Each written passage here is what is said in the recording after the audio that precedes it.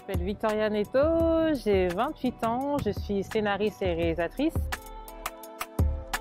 Avant même de rêver cinéma, même si j'adorais regarder des films, je voulais être pompier.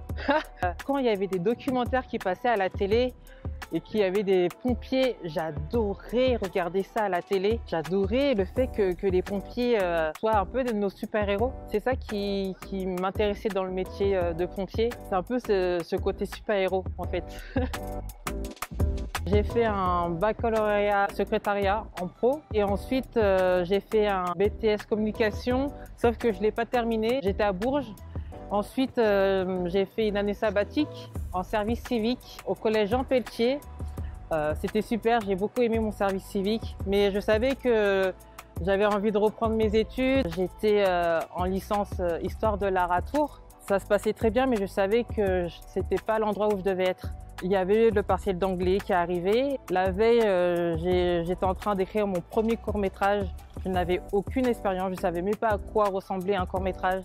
Je suis allée sur Internet, j'ai lu tous les scénarios sur le CNC, la rubrique Scénariothèque. J'ai lu tous les scénarios en une nuit et j'ai écrit mon premier court-métrage qui s'appelle Côté obscur. Et le lendemain, j'avais mon partiel, j'étais fatiguée, cernée de partout. En plein milieu de mon partiel, j'ai dit à cette prof, en fait, madame, mon rêve c'est de faire du cinéma.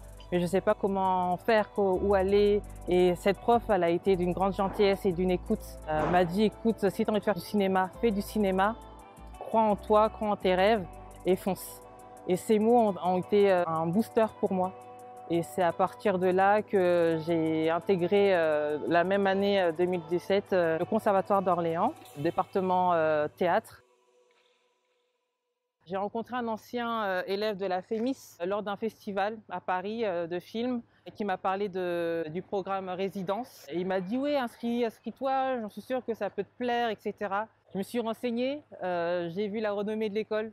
Je me suis dit mais n'importe quoi, je vais jamais rentrer dans cette école. Et il m'a donné quand même le numéro de la responsable qui s'occupait du programme. Je l'ai appelée, elle m'a dit si tu es intéressée pour intégrer la FEMIS, il n'y a aucun souci, mais avant essaie de faire aussi tes petits films, de prendre une expérience aussi dans le milieu, de faire ton réseau. Donc ce que j'ai fait, j'ai réalisé mon premier court-métrage qui s'appelle Côté obscur à Orléans avec mes amis du conservatoire.